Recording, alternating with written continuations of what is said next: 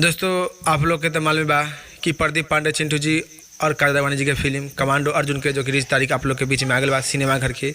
तो कमांडो अर्जुन से जुड़ल और कुछ जानकारी बतावे जा बानी। तो उससे पहले आप लोग के बता दी कि आप लोग देख रहे बानी Yadav music hit Bhojpuri news. तो बहुत बहुत स्वागत बा। तो आप लोग से रिक्वेस्ट बा कि हमने की वीडियो के लाइक कर दी और हमने के चैनल पर नया बानी तो चैनल के भी सब्सक्राइब कर दी। तो चलिए अब आप लोग के बता दी कि प्रदीप पांडे चिंटू जी और काजल राघवानी जी के एक साथ वाला फिल्म कमांडो अर्जुन के जो कि 20 तारीख आप लोग के बीच में आ गई बा, जो कि 10 सितंबर के सिनेमा घर में देखे के मिली। जो 10 सितंबर यही 10 सितंबर या 6 दिन बाद आप लोग के कमांडो अर्जुन जो कि सिनेमा घर में देखे के मिली प्रदीप पांडे चिंटू जी और काजल राघवानी जी के फिल्म। और आप लोग के बता दें कि प्रदीप पांडे चिंटू जी और काजल राघवानी जी की फिल्म रहे कमांडो अर्जुन, जो कि ऑफिशियल ट्रेलर कुछ दिन ही पहले आयल रहे या से फिल्म स्केट जहाँ पर जो कि 6 दिन पहले।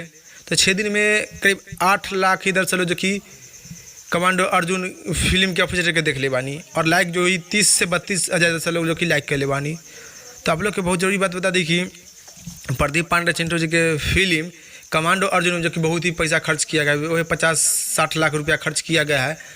लेकिन दर्शक लोग के कमांडो अर्जुन के ऑफिशियल ट्रेलर पसंद ना आए, सिर्फ वो 8 लाख दर्शक लोग देख ले बानी कमांडो अर्जुन के ऑफिशियल ट्रेलर के। तो सिर्फ 32 से ज़्यादा से लोग जो कि पसंद कर ले बानी ऑफिशियल ट्रेलर के। तो आप लोग अभी तक कमांडो अर्जुन के ऑफिशियल न देख ले बानी तो आप लोग भी जाइए देखी और देख कर नीचे कमेंट बॉक्स में बताइए कि आप लोग के देखने में कैसा लगा। और 10 सितंबर के कमांडो अर्जुन फिल्म आप लोग के सिनेमा घर में देखे के मिली। तो आप लोग के और कमांडो अर्जुन फिल्म से जो जानकारी जाने के चाहत बानी तो हमने के चैनल साथ बना लाई। फिलहाल में इतने, फिर से मिलेंगे अगले वीडियो में। जय हिंद, जय भोजपुरी।